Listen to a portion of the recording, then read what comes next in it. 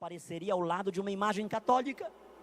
E eu continuo a orar, e eu continuo a chorar diante de Deus. E aproximava-se das 6 horas da manhã. Alguma coisa dizia dentro em mim: Sidney, pastor Sidney, só há uma pessoa que pode lhe explicar tudo o que está acontecendo. É o padre dos católicos. Eu disse: o padre não. Qualquer outra pessoa, menos um padre. Eu cansei de dirigir culto com quilos de som nas praças em frente à igreja católica.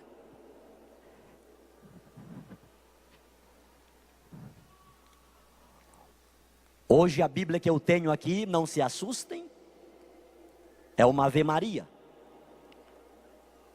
Mas há 12 anos atrás eu usava uma Bíblia mais ou menos desse tamanho, maior que esta, uma Bíblia pentecostal. E quantas vezes eu a ergui em palcos, em frente de igreja católica, e disse: reverendo, a sua Bíblia não diz isto, isto e mais isto? No livro tal, capítulo tal e versículo tal, não diz isto? Quantas vezes eu entrei na casa de católicos e os fiz quebrar imagens?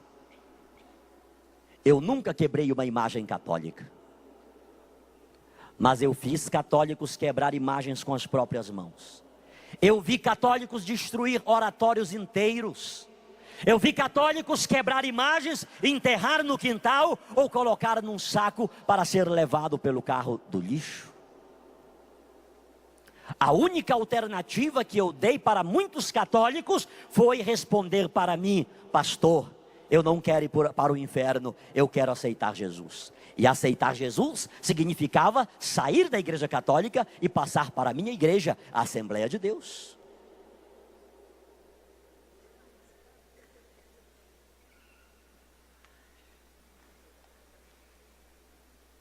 E aquela voz se foi fortalecendo dentro em mim, dizendo: é o padre. O padre não. Eu não gostava de padre. Eu dizia que os católicos só eram errados por causa dos padres que não ensinavam a verdade para o povo. Eu dizia que eles eram aqueles fariseus dos quais Jesus falou que estavam na porta, não entravam e não deixavam ninguém entrar. Mais que isso, eu dizia que o Papa era o anticristo, o falso profeta. E aquela voz foi dizendo: mas é o padre. Já se aproximava das 6:30 da manhã. Tomei um banho, aprontei-me e pela primeira vez na vida dirigia-me a uma igreja católica. Ao chegar à frente daquela igreja, informaram-me que o padre só chegaria por volta das 9 da manhã, uma vez que fora celebrar em uma comunidade. Pediram que eu aguardasse dentro da igreja, o que eu não quis fazer, porque não queria me contaminar dentro da igreja dos católicos. Fiquei lá na porta e escutei um barulho dentro da igreja. E eu aproximei-me da porta para ver o que estava acontecendo dentro da igreja. Não consegui ver muita coisa dentro da igreja. Tudo que avistei lá no fundo foi uma luz vermelha. E naquele momento, escandalizado, meu Deus, é por isso que os católicos são do jeito que são? Até luz vermelha tem dentro da igreja deles? Lá no meu estado, Pará, luz vermelha é 2 coisas apenas. Mas o sol estava muito forte. Eu entrei e sentei no primeiro banco próximo à porta. E uma vez sentado, consegui ver o que estava acontecendo. Próximo ao altar, estava uma pequena mesa coberta com uma toalha branca. E sobre aquela mesa estava um objeto grande, dourado, era uma âmbula, mas eu não sabia o que era. Aquelas poucas senhoras que lá estavam, ajoelhadas, estendiam as mãos na direção daquela âmbula e chamavam de Jesus para aquilo. Jesus, nós te amamos, nós te louvamos, nós te adoramos. Faziam pedidos para Jesus. E tinha uma senhora que chorava muito. E eu então, mais uma vez, sarcasticamente, ponderei: meu Deus, como se não bastasse esse monte de imagens que os católicos adoram, veja agora quem é o Jesus dos católicos. É uma panela, só porque eu acho que é de ouro. Isso era eu, irmãos. Isso é apenas para dizer-vos o tamanho da minha ignorância, que eu falava da igreja católica sem dela nada conhecer. Já sei porque Deus me trouxe aqui. Era para eu ver esta cena ridícula. Ir lá e dizer para essas senhoras que isso nunca foi, não é e jamais será Jesus. Ou elas aceitam Jesus de verdade, ou elas irão todas para o inferno. E eu, cheio do meu eu, cheio da minha prepotência, da minha arrogância, cheio dos meus arrazoados, tomei o corredor central e vim. A uns 5 metros distante daquela âmbula, de repente, uma bola de fogo de uns 20 centímetros em cima daquela âmbula. Fogo puro. Não sei se era imaginação minha ou se de fato aquilo aconteceu.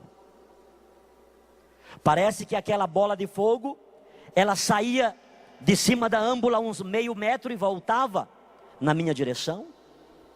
Lá o pastor Sidney ficou. Nem um passo mais para frente. Era uma vontade de dar glória a Deus.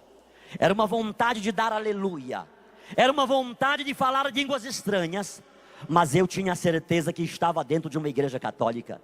E eu, como pastor, dizia que o Jesus dos católicos era um Jesus morto.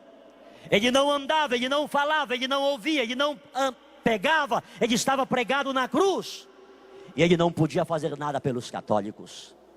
Consequentemente, ninguém poderia sentir a presença de Jesus dentro de uma igreja católica. E aquele meu paradigma agora estava sendo quebrado. Agora eu estava sendo fulminado. Mas diante daquele desejo, daquela vontade de glorificar ao Senhor, o meu arrazoado, o meu preconceito, o meu paradigma era muito maior. E eu resisti em não glorificar ao Senhor, em não dar um glória a Deus, em não dar um aleluia, em não louvar ao Senhor dentro de uma igreja católica. E exatamente naquele momento em que eu resisti a glorificar a Deus, parece que uma mão humana pegou aqui na minha cabeça e empurrava-me na direção daquela mesa. E eu fui caindo, e eu fui caindo, e eu caí mesmo literalmente em frente àquela mesa. Quando caí, era soluçando de choro, era dando glória a Deus, era dando aleluia, era glorificando a Deus. Um Pentecoste aconteceu na minha vida. O que é que aconteceu, o que é que aconteceu, missionário?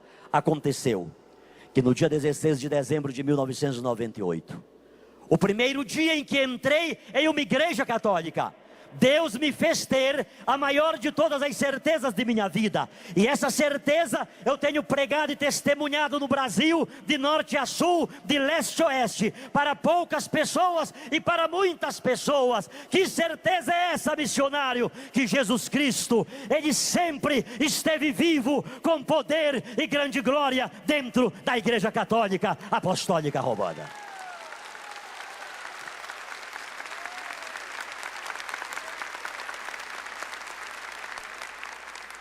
Quando dali levantei, já era uma outra pessoa. Levaram-me aos bispos, a vários padres, e depois de longa conversa, eu superficializei tudo aqui convosco. Depois de detalhes, eles chegaram a uma conclusão. Pode ter sido. Ninguém disse que era. E eu não ando dizendo isso para ninguém. Pode ter sido uma aparição de Nossa Senhora. Para mim,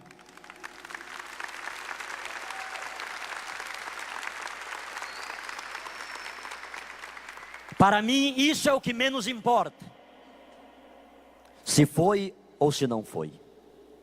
Sobretudo quando esta afirmação vem dos meus irmãos protestantes, que dizem: pastor Sidney, foi o demônio que apareceu para o senhor.